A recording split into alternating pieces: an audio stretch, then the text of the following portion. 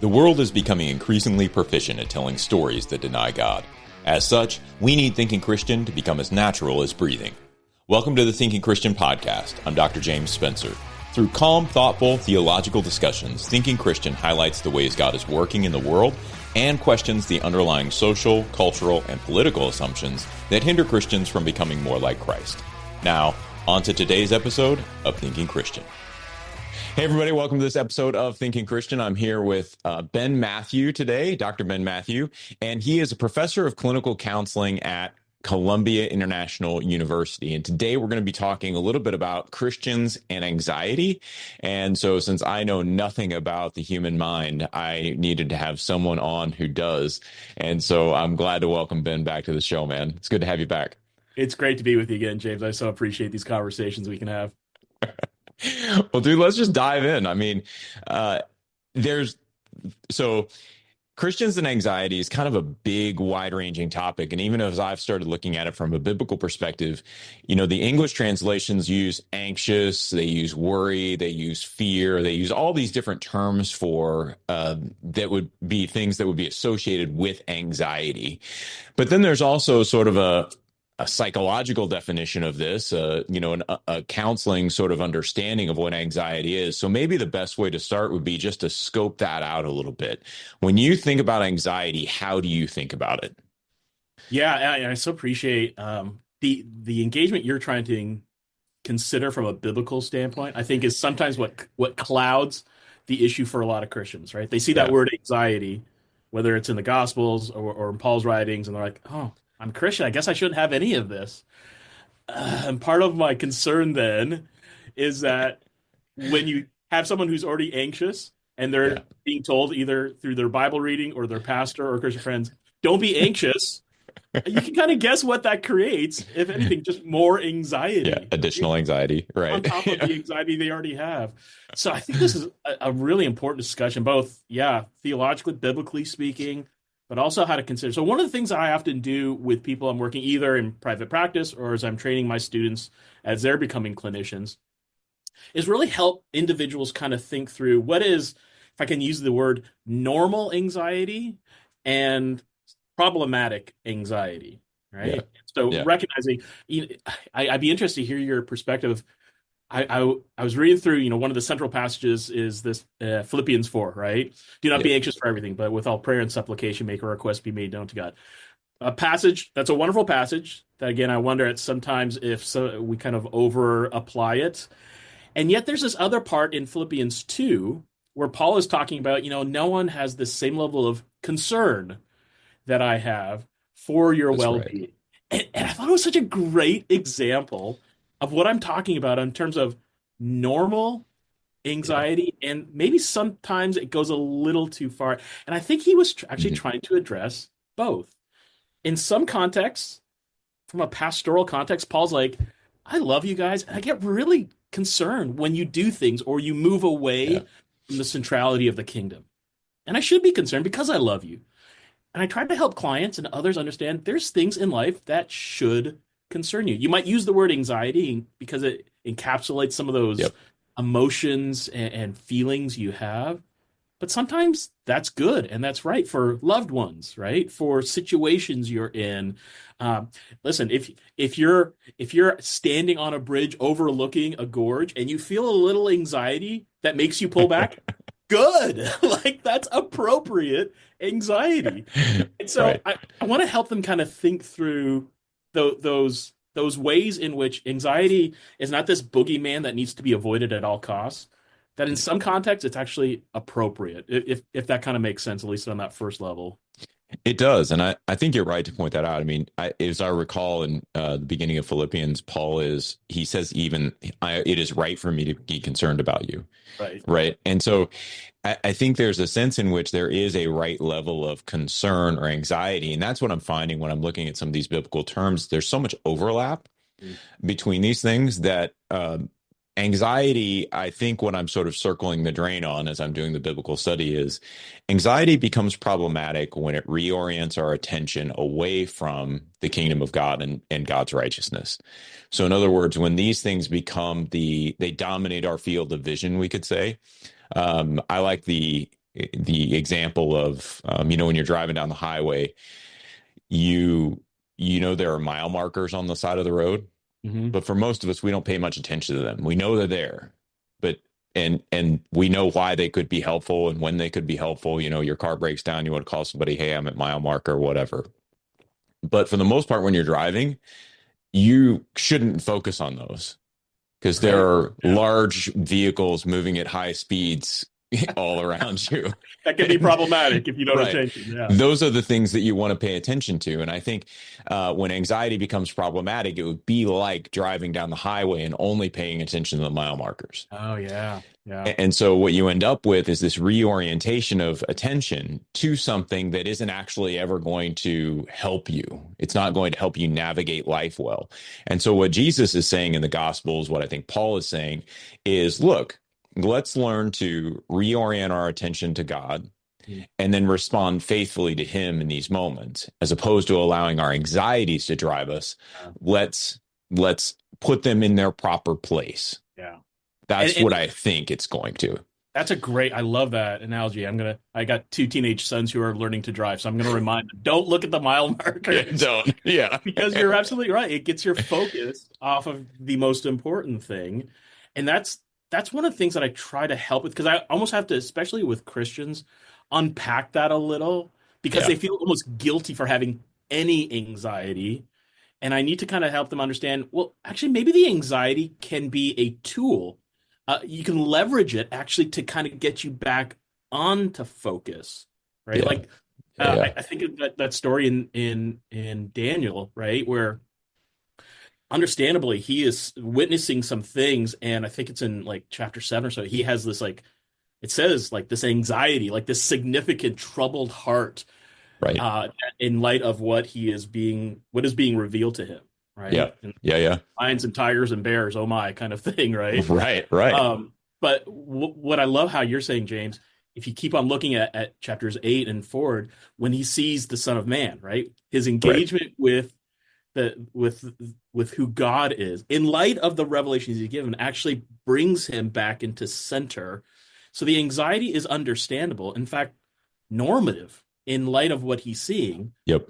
But if anything, it reorients him to be able to see this other thing, this one who comes out to touch him and engage with the anxiety he's experiencing at that point. So on one level, I'm trying to give some room for people to feel Yeah. anxiety, because sometimes you should, and that's appropriate, right? Yeah. Yeah. Yeah. No, it's interesting. I mean, you mentioned, standing on the edge of a gorge, and I think, my wife and I got to go to the Cliffs of Moher in Ireland at one point. And they tell you when you come in, they're like, hey, don't take selfies near the edge. People fall off taking selfies near the edge. And you just think about that. And it's like what they're really telling you is have a degree of reverence about what you're doing. Yeah. Like there's no That's a good fence, one. there's no Yeah. wall, there's no anything. Right. And so when you're there, you should respect the danger that you're in. Yeah. Right. The potential consequences of not respecting this thing are pretty high. And Mhm. so there should be a baseline level of anxiety you feel, whether you're standing on the Cliffs of Moher or like the Grand Canyon or something like that. Like, hey, don't play tag near the edge. You know, like, Consequences may ensue. Yeah. right. And so just have a respect for it, but let that anxiety, that sort of recognition that something bad could happen, Yeah. let's let that temper our behavior to some degree. And Yeah. I think that's the real trick of it, right? It's that to some degree, Therein lies the rub, right? right? Yeah. Yeah. And that's kind of the other side of it, right? There are times when the legitimate, understandable anxieties of life, relationships, work, whatever, tend to then start to become more than manageable, right? And Yeah. as clinicians, we start then looking into that area because, again, to your point, there's sometimes where I think it's right and appropriate. I like the way that you said it. You should have a healthy respect of the context you're in, and let that challenge the way in which you kind of respond to it. And yet, there for some people are those moments where the anxiety starts to overwhelm them, starts to get Yeah. beyond not just a normal feeling of anxiety, but it's problematic in terms of their daily living. right? Yeah. And so I often look at things like severity, consistency, and time. Mm. Severity, consistency, and time. So when it comes to severity, generally I'm looking to see how is this how is this really kind of impacting your emotional health, right? Is it really deep and profound, prolonged in terms of how you're constantly thinking and anxious and really engaging with you? Consistency is it negatively affecting kind of across your life? Yeah. Are you feeling this anxiety significantly at work, at home, at church, with your Mm. buddies on the softball field? Like, or are you only feeling it when you're at work? Well, in that case, it might just be work that's causing you the anxiety. Right. But Right. when you go home, you don't have any. Well, that's a little more situational than Yeah. consistent, right? And then we look for essentially time. How long has this been going on? Has this just been in light of a particular thing? A lot of times when I work with clients who are struggling with some of these issues, they're not able to identify like a particular issue, person, situation, but it's just been going on for a while and I just can't shake it. I don't know why it's here, but it's just here. When I start seeing those, and those are kind of what we call the diagnostic criteria for things like generalized anxiety disorder or other anxiety related disorders like agoraphobia or social impairment, we start ticking off, okay, this is more than just normal anxiety. This is now getting into what we refer to as clinical levels of anxiety. I want to give space for the normal, but when it starts going really severe and consistent across your life, and it's been going on for some time, there may be something else that we need to start engaging with accordingly. When you think about so the experience of anxiety, so I know what it feels like to have a point of anxiety, right? Yeah. I don't know, I've seen my daughter get hurt on the lacrosse field, right? And Yeah, so you you're like, feel that. oh Yeah. man, Yeah. right? And everything starts to run through your head, like, how bad is it? What will, how long will she be out? Is this Mhm. gonna, require surgeries? Like, your head just goes there real quick, and then Yeah. but then you like reel yourself back in, right? Right. And Hopefully. so, yeah, in theory. Yeah. So when people describe their anxiety to you, in addition to those sort of severity, consistency, and time, how do they describe the experience of it? Is it almost like a script that just won't stop running in their head? Like, is it an ongoing set of stories that like goes to the worst case scenario? Like, Yeah. No. what would they describe? It, and the ways that I try to pull this out, because sometimes they don't even have the vocabulary, the lexicon to be Yeah, able to describe. So more often than not, where I usually start is physiological in terms of what are the sensations of your body that you're starting to experience. Sweating, tight chest, sweaty palms. That could be specific to something like what we refer to as a panic disorder, or it could be more generalized. But there's almost always some type of physiological reaction to the anxiety. I usually start there because it's one of those areas that people can at least articulate to some degree because we're hopefully aware of what's happening physiologically. yeah, I then transition that to some more affectional realities in terms of, okay, when you have those heart palpitations, when your hands are sweating, what are you feeling? Not so much thinking at this moment, because again, that's kind of like another level of engagement. But if you could put to words some of the things you're feeling at this moment, oh, just distress and real anxiety and panic and worry. And I start helping yeah, them kind of work out a vocabulary of it, which then for me kind of gives some clarity and to help them to think, okay, what is it that you're feeling anxious and physically attuned to at this moment? Well, my daughter had this huge accident on a lacrosse field, or I was on a bridge, or my work situation. And then they can start articulating, okay, what are the issues that are start having it? I generally go that direction because, okay, well, I think it gives them some space to understand that there are physiological, there are affectional, emotional, as well as cognitive. And as we know, we're holistic beings, right? We right, all of this comes into play, and those are usually the times I can give them some help to kind of verbalize, give some vocabulary to what it is that they're dealing with. That like you, I may have at a moment when my kid gets hurt or a situation, but when it gets beyond that, these are things that happen sometimes without any prompt.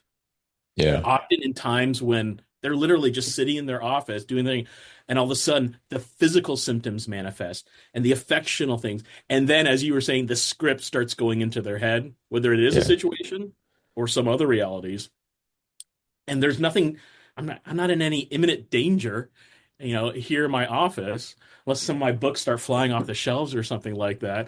But generally speaking, it's unknown as to why I'm consistently, persistently having this feeling that's affecting my work. It's affecting my relationships.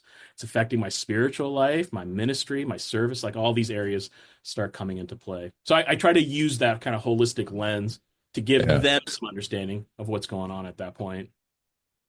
I mean, I assume, just like you're saying, the mind body connection, I think we've sometimes sort of, I'll just say like demonized problems of the mind Yeah, in yeah. a way that we probably shouldn't have, Hmm. because it's all connected. It's all chemical processes. And, to some degree that is kind of what it is, right? Yeah, yeah, Our in a lot of brains ways. are part of our body. It's not like it's some sort of ethereal mess in there. It's an Mhm. actual physical structure. And so you have these physical structures that are interacting. So how do you get at cause and effect in that whole relationship? Yeah. Right? Is it a physical cause that's creating these sort of bad feelings and thoughts to come in, or is it bad feelings and thoughts that are cycling through and creating a physiological response? Like, do you have to parse that out? Do you even try? Like, it seems so chicken and egg to me. At Thrivent, planning your finances is bigger than money. It's a way to support the people, causes, and community you love. Because helping you put your faith into action is at the heart of what we do. Thrivent, where money means more. Connect with us at thrivent.com. I was just going to use the same phrase. Yeah. Which came first, the chicken or the egg? And I'm like, yes, no, maybe. Yeah, I don't know yeah. what the answer is. And to the degree, it's an understandable questions that some of my clients have. Some of my Yeah, students in our graduate program are trying to think, like, how do I help my clients understand the brain physiology, those chemical reactions, and how that affects them? Or is it more cognitive, like their thoughts are causing their physiological? We, it's a good question, and the answer is honestly yes. yeah, Does yeah. your brain chemistry affect your emotional cognitive realities? Yes. And does your cognitive emotional realities affect what we often refer to as the neuroplasticity of the brain? Yeah. Yes. We have clear evidence that it can go both ways, that it's not a singular highway, but it's a bipolar highway in that sense. Both are affecting each other. Yeah. Because then that gets into then treatment modalities, right? And so Right. to what point, if it is more cognitive, do we just deal with the cognitive? Or if it's more physiological brain chemistry, do we just do medicine? And the research is overwhelming that it's not an either or. In a lot of ways, it should be a both and, Gotcha. right? Yeah. Anxiety is one of these disorders that probably has some of the most significant and longitudinal studies connected with it. Meaning, Okay. we have a lot of people who struggle with anxiety and have gotten therapy and medication management, and we've been studying this a long time. That's kind of the unicorn in social science studies. If you can get Right. both depth and consistency over a long time, the whole reliability and validity kind of content. And what we found in the research is that there probably is a physiological aspect. And so something like medication management, which I know is a big debate in itself, Yeah. but I do it can be helpful, but it's not, if I could, all pun intended, it's not the magic pill, right? Yeah. If Yeah. you go into dealing with anxiety and think, if I just take this pill, it'll solve all my problems. That's actually not the way it's designed to be. It can help to some degree, but it's not intended to do everything. Yeah. On the other hand, does therapy work? Absolutely. We got tons of research that supports that. But sometimes people are at a physiological level that they can't access the therapy in Yeah. meaningful ways. And so, what if we use the medication management to get them to a level that can then help them engage with the therapy? And we're kind of using all the tools available to us to help people in the kingdom. right? To Yeah. the degree that I look at both those opportunities, these are the common graces of God, and to Yeah. the degree that we can use them faithfully, I'll use anything I can in that sense to help people. Yeah. I mean, it's always been strange. I mean, I'd go to the doctor if I had a broken arm and they would treat me and they'd probably give me some pain meds or something like that, And so I, I don't, I understand the hang up on some of this, but I do think we've been very quick to identify anxiety, particularly crippling kinds of anxiety, as a sin problem. And I think we've sort of strayed into the realm of Job's friends, where we're really just giving Yeah, extremely bad advice at the moment. yeah, Right. right, If you're struggling with this, you've obviously sinned. And it's like, well, obviously is a rough word. Like maybe we should explore it. Right. There's obviously things that all of us have to fix in our lives, but we shouldn't just be jumping to this conclusion and saying this is how the world works. right. Yeah, and yeah, often with my Christian clients, particularly who do have a significant faith perspective, Yeah. and if they want to go down that road, if they're asking, is there a sin component? I said, maybe there could be. Yeah. Um, like you said with Job's friend, is they didn't ask if there could be, they assumed there is, Right. right? The great thing about their friends, they just sat and wept for 7 days. Like I'm like, what a great friend to be able to do that. Unfortunately, then after that, they opened their mouths and gave us Right. They should have advice. left after the You should 7 days. just Yeah. let and the problem is when we assume that there's some moral component. There could be, like clearly when Saul was anxious over David, right? That there Yeah. was this anxiety that causes him to pull this spear and throw it at him. Right. Okay, yeah, I think there's clearly some moral implications as to why he's feeling this anxiety, Yeah. Yeah. and that needs to be dealt with in moral constructs. Um, but in some contexts, that's just not the case, right? And so I think we Yeah. need to look at a multi-phased approach. That could be sickness, physiological, could be situational, but also could be moral sin. But like most things, it's not like these discrete categories. Yeah. Oftentimes, I often talk about how with my clients, our lives are not like those TV dinners. Remember those TV dinners that had like the Oh sections? yeah. Yeah. Remember like the meat and then Swanson. Yeah. Swanson's right, and then Yeah. the potatoes up here and the peas up here, and they're in these Right. like nice little categories. And my OCD like tendencies are like, this is the best meal ever. Um, but the reality is, life's not like that. Life is much more like a bowl of spaghetti, Yeah. right? Yeah. And when Yeah. you start like moving something over here about your situation, sometimes that may affect your moral engagement. And sometimes when you start affecting the physiological, it might start engaging with the situational. And it's Yeah. all combined rather than discrete. And so I think it's wiser for us to look at it as a multi-phased approach that Yeah. may need to engage with those realities. There was an HBR article was on leadership and decision making that sort of come into mind while you're talking about that. They distinguish between complicated contexts and complex contexts. Hmm. And they use the analogy of a complicated context is like a car. If you know what you're doing with a car, if you're an expert mechanic, you can find a cause and effect. You have to discover it. You got to look, you got to figure it out. But once you get it, it's like all those parts fit together pretty neatly. And, there's only so many ways that they're going to affect one another. Complex context is like they use the example of a rainforest. Hmm. And it's like if you do one thing, there's going to be these unintended consequences that you can't predict necessarily that are going to happen as you're moving this piece. Something else is going to happen over here. Yeah. And so they said instead of, sort of this relatively simple cause and effect where things are discoverable, in a complex context, things really have to emerge. Hmm. And you've got to like take the time to let the solution just kind of come to the surface so you can actually see it and understand what to do and how to do it. That's great. Yeah. And I think that speaks that much more, if not what I'm hoping to do in the counseling session, what I'm hopeful we as Christians can do as a community. It got me thinking, Yeah. as soon as the example of the rainforest, the church, the body of Christ is kind of like a rainforest, right? Yeah. There's these intertwined realities, complex constructs that, as Paul would later say, when one suffers, we all suffer. Right. So to the degree that if one is suffering, we all suffer, I think that's actually part of the answer. Some of the Mm. response of how to help people, because Yeah. sometimes it does take that time. Sometimes it does, instead of saying, well, obviously you did this, and this is why you're having the problem, cause and effect. Yeah. Maybe we just need to give some time, some space. How did Tim Keller say it? The church should be much more like the emergency room, waiting room, rather than the waiting room for a job interview. At a job interview, everyone's dressed to the nines and looks perfect and doesn't want to present any problems. But what Yeah. if the church was more like the waiting room of an emergency room where you don't care how you look, you don't care how you come across, because you're just there to get healthy.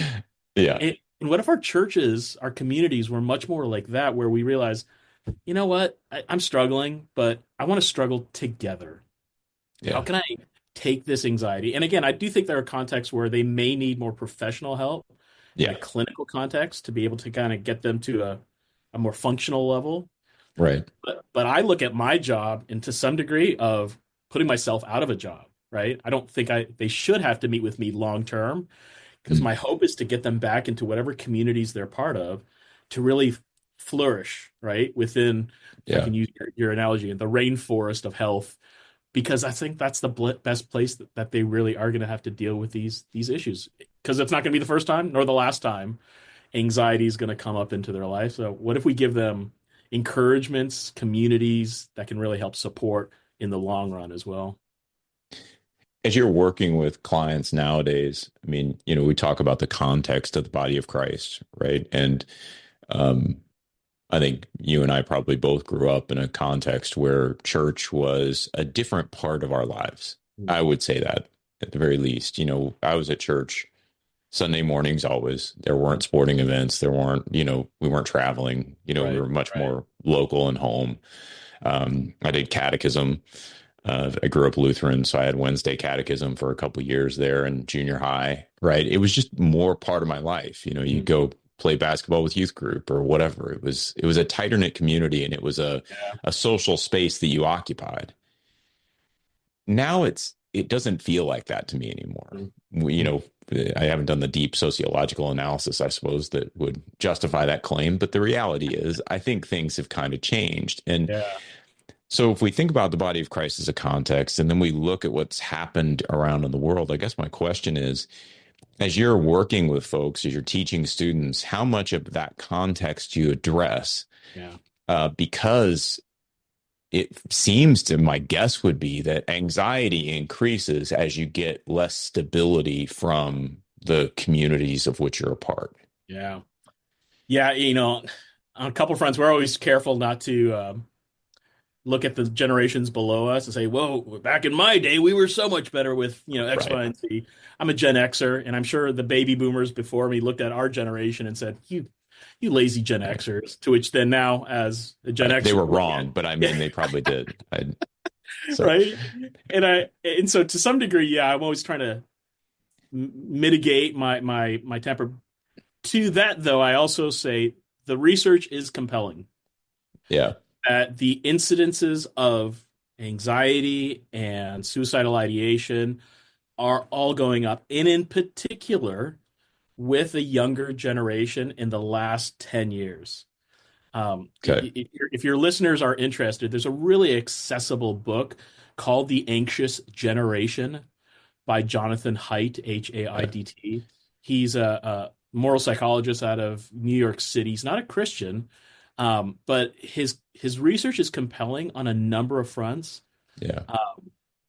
One of the things he highlights, and other researchers have noted this, in generations like younger millennials, Gen Z, even Gen Alpha, we've done two things kind of societally.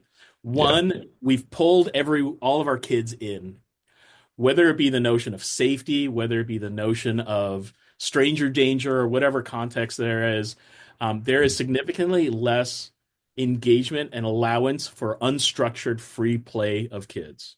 Yeah. So to put it in that context, we've essentially kind of pulled our kids in and say, we need to keep you safe from all the evils of the world. Yeah. But then two, what we did, and for those of you that are listening, maybe not see, I'm holding up my smartphone. And what we did then is we put in the hands of all these kids a device that gives them full and unfettered access to content through social media and other places that significantly increased their anxiety. So we pulled them away from, and we put all kinds of barriers to the outside world, but we put no barriers to the online world. Yeah. And what we've seen is that because of those two activities, and Haidt makes a stunning claim where the increase in anxiety is causal to those two actions, not correlational. And for those of you that know the difference, sometimes we can make correlations between things. That doesn't necessarily mean they're connected. Haidt and his team are actually going the other further way, saying, no, we caused this increase in anxiety because we pulled the kids away from play and we gave no boundaries online. That is compelling. The evidence is very clear, and it's across mainly Western contexts here in North America and in Europe, and we're starting to see it develop in other developing nations as well. So I say all of that because the research is forcing us as Christians, those in ministry, those of us in clinical content, we have to deal with those systemic realities that have just so pervaded the fact that most of my kids' friends, my youngest is 13, we've made a decision for all our kids, no phone till high school, no social media until 16. But far and away, the majority of their friends have a full online device that accesses everything with all social media. My kids are the weirdos in that sense, in that that's not the norm. So I do think we need to work with families, with schools. How do we start mitigating some of these things that we kind of just open up? COVID kind of exacerbated all this because literally we all had to come inside. Right. And if you're like me with 4 kids at home, I'm like, here's your iPad. Okay. How do we keep you busy during this time? Daddy's got to stay sane. Exactly. I'm trying to stay sane here. And so I realized there are these forces that have kind of pushed us. I keep on thinking of that verse, where Paul says, do not be conformed to this world, but be transformed. We can either allow the mold to kind of continue to push us down a path that is not helpful, or what if we let the gospel kind of really transform our perspectives that really help us think, okay, how can I think about this holistically, think about it systemically and individually to help our kids and our communities really think kingdom agenda and what that really looks like. To answer your question, I think we must be thinking about both. Yeah. It's a really difficult, and I mean, I've read The Anxious Generation by Haidt. I left the book thinking to myself, this almost has to be also influencing older generations. So I'm with you. I don't think any one generation is, superior to another. I think we all have our different issues. It's like when my wife go and look at, we think about changing jobs or something. We always say, okay, the grass is not going to be greener. The brown patches are just going to be in a different place. And so what we're trying to do is figure out, are we willing to live with the brown patches in this different place? Right. Right. And so but I think that, so that's kind of how I think about the generations. But I do look back and, I've showed my kids the PSAs from when I was a kid, and it's like they're, hey, it's 10 o'clock. Do you know where your children are? Everybody does. And it's like the parents are sitting there going, no. And there's no way for me to know where my children are. I mean, it was just sort of bedlam, but everybody survived, or most of us, I suppose, survived, and it was okay. Yeah. But now, we've got, we do have a lot more monitoring that can happen. But I think that as a parent, I think that has a detrimental effect on me too. Yeah, that's a great point. Right. Like I can now monitor my children when they drive or something like that. I can watch how fast they're going. I can see them on the phone, like where they are or whatever. Occasionally it's handy, but I really try to just leave it alone. Yeah. Because they should have some autonomy. They shouldn't have me looking over their shoulder all the time. And it's just kind of, it can become something for me as a parent where it is like, if I don't know where they are, if I don't know what they're doing, then that's the script that's running in my mind too. I was going to say, right? Then it starts producing in you that same concern of what you're thinking about with your kids, and now we have multiple generations. Right. It's like the whole thing, the whole thing is built for us to either be always in the know Yeah. or be anxious about not being in the know. Right. Yeah. It's a very strange space that we're occupying here. I love your brown grass analogy, because I mean, clearly in past generations there were concerns, right? Brown patches Right. of a generation, Right. the rates of teenage sexuality and teen pregnancy, the rates of drunk driving, the rates Right. of significance were much higher in past generations than they are today with teenagers. Yeah. And so on one level, you're like, oh, good, we're doing better in these areas. Great, we're Right. down teen pregnancies, we're down drunk driving. Yay, victory! Right. Yes, and what we've decreased here, we've kind of increased in other. The brown grass patches are somewhere else, Right. because of this technology that we've kind of just imbibed in. For all the good it is, right? Technology is not the problem.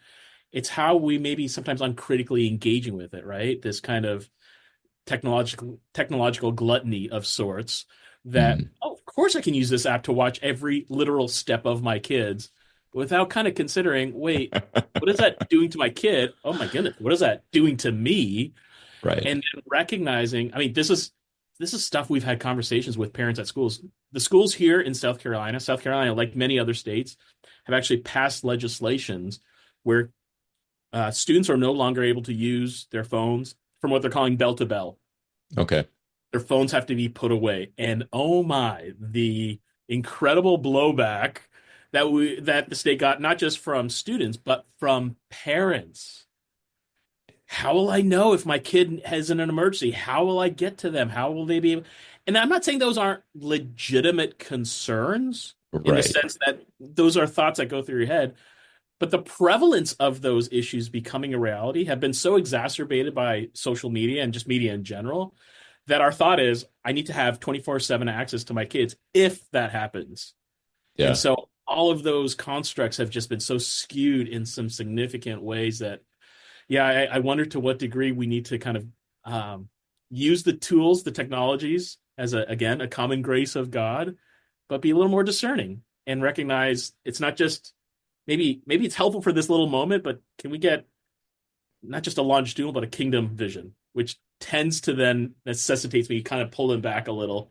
How am I actually helping my kids develop something of greater perspective? Sometimes that means I might need to be a little more willing to let go, but for something bigger, something better. Yeah. For some of us, personal finances aren't just personal. They include loved ones, neighbors, the communities we call home, and the causes we hold in our hearts.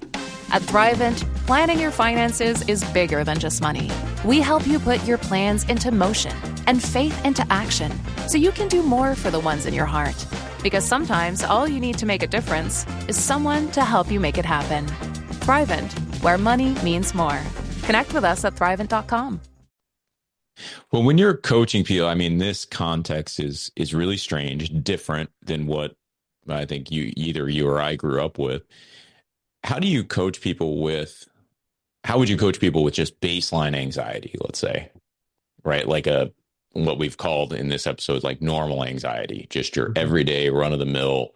I occasionally get worried about stuff, sort of anxiety. Yeah. How would you sort of coach them? And then what steps would you provide for people who are kind of struggling with anxiety on a more persistent basis, though maybe it doesn't raise to the level of clinically problematic? Yeah.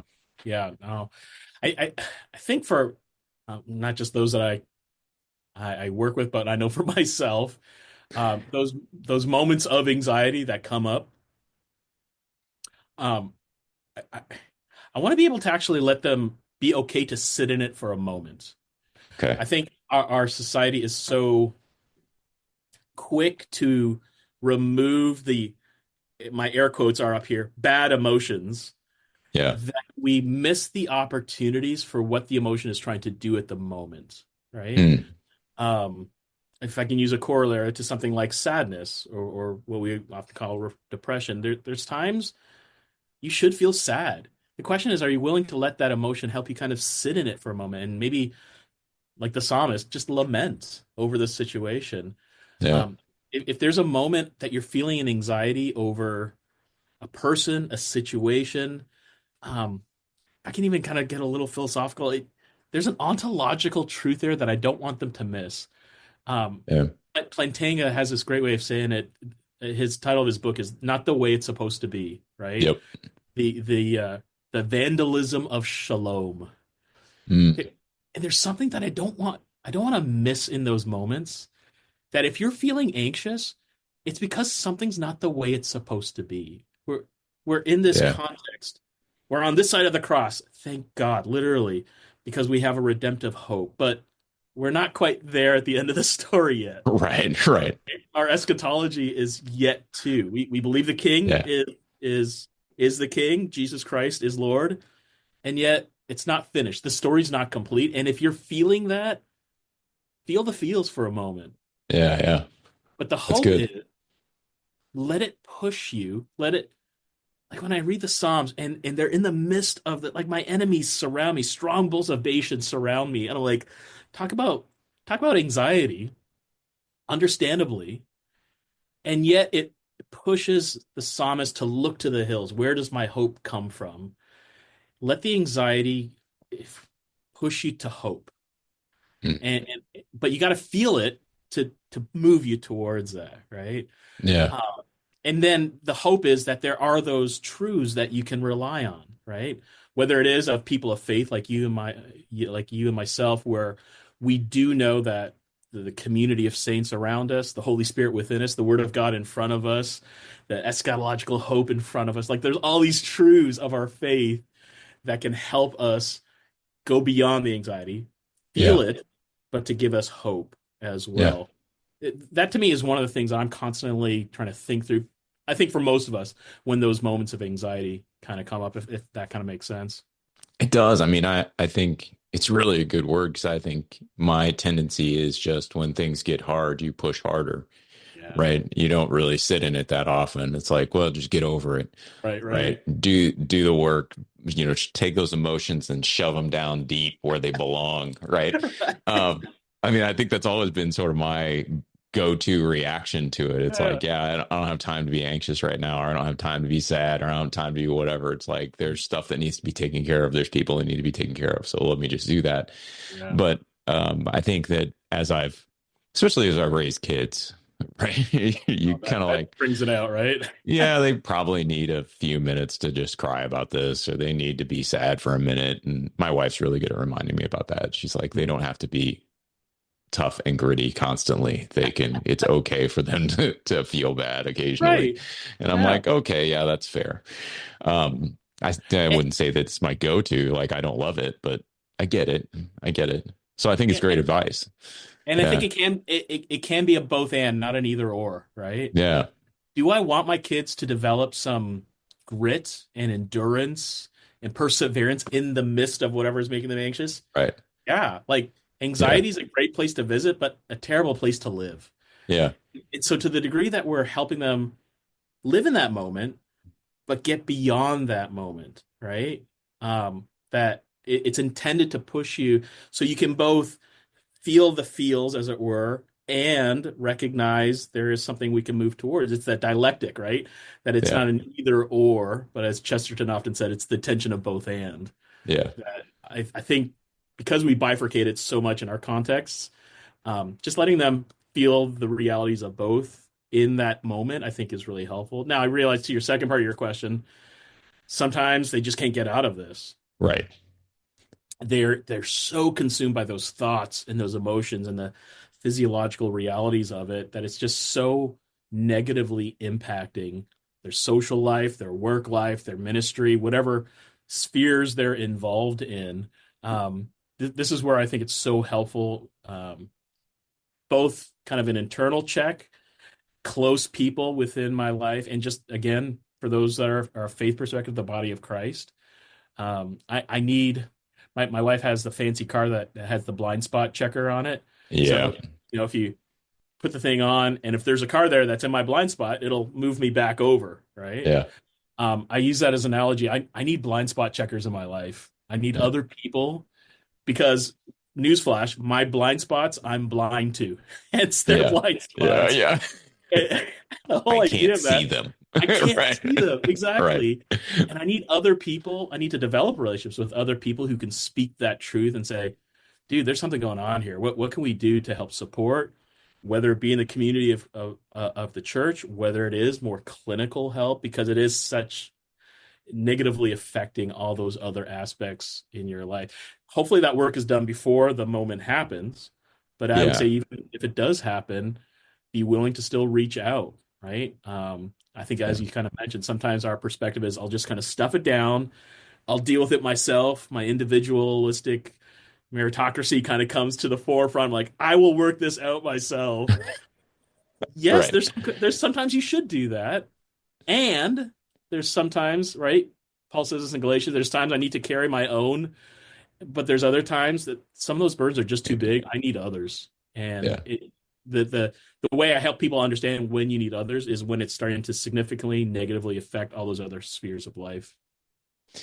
It kind of brings around a question. So I've read a couple of things like Samuel Wells has a book on ethics called Improvisation. And in there, he talks about the value of preparation. And I can't remember exactly which war he was talking about, but he says, that the battles of this particular war were won and lost on the playing fields of Eton. And Eton was this big boarding school where I guess the British kids would go and they, sort of learn discipline. They'd get in shape. They would do all this preparation so that by the time they're going off to war, they have a certain level of, I don't know, we could call it character and physical fitness and discipline and ability to follow orders and, ability to work as a team, that when they get into these crisis points, it gets a little easier. Stanley Hauerwas tends to talk about it in a similar way. Although I love his line. He talks about this in Community of Character. He's like, there's no ethic. There's no, sort of moral framework that's going to make teenagers behave in the backseat of a car. And so, he gives a little bit more realistic portrayal of that. But when you think about anxiety, especially like the baseline level or, sort of these non-clinical levels, right? How important do you think it actually is for people to sort of prepare for the moment of anxiety before the moment of anxiety actually happens?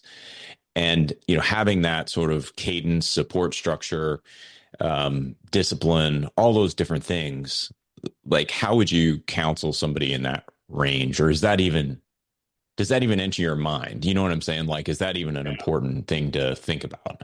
To answer the second question, yes, it's absolutely, because we want to facilitate skills and abilities that are far beyond the clinical hour. Because this is going to happen again. Life is going to happen in different situations. We want to give them skills to build so that you can be that much more ready the next time, right? Yeah. When you were giving that issue with Eden and the things they were doing, there's another quote that came to mind. Roxborough, he was a headmaster of an English school, and he said, our school, we want to cultivate men who would be acceptable at a dance and invaluable in a shipwreck. Yeah. And I thought that's the preparatory idea of that, right? So that when you're at a dance, you're a gentleman, you know how to ask a lady to engage in a social activity. And if you're at a shipwreck, you know how to make a fire and how to lash together some sticks and create. Now, one is a little more controlled than the other. Right. But his hope is that these young boys will be ready for both. Yeah. And the time we have with them now in this school is intended to do that. I think there's something about that I want to encourage, both with my clients, with my students as they develop, most definitely with my kids, and most surely with myself, that it's in these moments where things aren't at level 10 or level 11, depending on your Spinal Tap reference. If you're trying to think through the kind of boring normative things, that's the place for you to start developing and growing and cultivating these characteristics that more often than not are both my responsibility individually and in the context of a community that's led by the truth hopefully of the gospel and my kingdom agenda, right? It's, as one of my professors in graduate school says, God moves amongst the casseroles of life. Um, Casseroles are not the most exciting, most glamorous meals, but God's there. And Yeah. it's such an analogy for how he's in those everyday moments of life. How can we step into that perspective so that when those other realities come to play, when the strong bulls of Bashan surround me, I can still look to the hills. Yeah. David remembered those truths when he was probably out in the fields with a bunch of boring sheep and Right. had to recall those truths so that when it did happen, he had something to pull from, right? He had resources that he had developed over time that he can use at the moment. That's most definitely something we need to be encouraging with individuals too. Yeah. Okay. Well, any last thoughts here, man? I mean, we're getting close to the end of the episode here. Any last thoughts on anxiety you want to share? I mean, I think we've covered a lot of ground, but any last pearls of wisdom? No, I think this is, again, such an important issue. I think a lot of your listeners, I appreciate their desire to kind of step in it, because I do think it's one of the most pressing mental health, if not just issues in culture today. Yeah. Coming this side of the pandemic, we're just now starting to scratch the research in terms of the effects of what that pandemic did and the effects of it individually, societally, across the world. So I don't see this issue going away anytime soon in terms of how we kind of deal with it. So I appreciate podcasts like this and discussions where, to that degree, how can we be intentional about thinking about it now so that we can prepare and engage with this, but with the hopes of not just kind of getting over it. I'm always trying to think kingdom vision. I'm always trying to think, okay, how does this open me up to something beyond my little reality? Does God care about me? Does he love me and have a wonderful plan for my life? Yes. I want to encourage that. But his plan for our lives is actually so much bigger than us, right? Yeah. Yeah. That's the joy of this. That actually, when we're not the center of the story, which anxiety tends to do, anxiety tends to focus me on me. Yeah. Yeah. What if we use anxiety to actually help open us up to see something about me, but connected to something much bigger than me? Yeah. And to the degree that I want to help people see that's actually where sustained joy comes from, right? I think that's a great opportunity. So I want to recognize the real hurt and struggle of anxiety, but I want to give a much bigger vision of how God is using it for his glory and for our joy. I love that, man. This is very cool. I really appreciate the conversation and the insight, and just happy to have you back on the show, Ben. It's always a pleasure. Always a great joy, James. Thanks so much. Yep. Hey, thanks everybody for listening. I'll probably put a couple links in the show notes, books we've mentioned, that kind of stuff. And I'll put a link to CIU as well, to Ben's page, so you can kind of see more about him. But just encourage you to, I don't know, hopefully be encouraged by this conversation, and to stop thinking about anxiety as the boogeyman, and just recognizing that it's one of those things that we are going to deal with in a fallen world. Sometimes it's actually not the worst thing on the planet. Other times it's probably overwhelming us a little more than it should, and we need to think about it. But hopefully we've given you a little bit more of a balanced approach to anxiety, and ways you can think about it. So thanks for sticking in with us to the end of the episode here, and we'll catch you on the next episode of Thinking Christian. Have a good one, everybody. Just want to take a second to thank the team at Life Audio for their partnership with us on the Thinking Christian podcast. If you go to lifeaudio.com, you'll find dozens of other faith-centered podcasts in their network. They've got shows about prayer, Bible study, parenting, and more. Dear Heavenly Father, thank you for working everything out for my good. Help me trust in your perfect plan. Amen. Father, thank you for loving and caring for me. With Christian prayer meditation, you can pray along to prayers based on specific topics. Go to lifeaudio.com or search your favorite podcast app for Christian prayer meditation. You can also download the Abide app for biblical meditations at abide.com.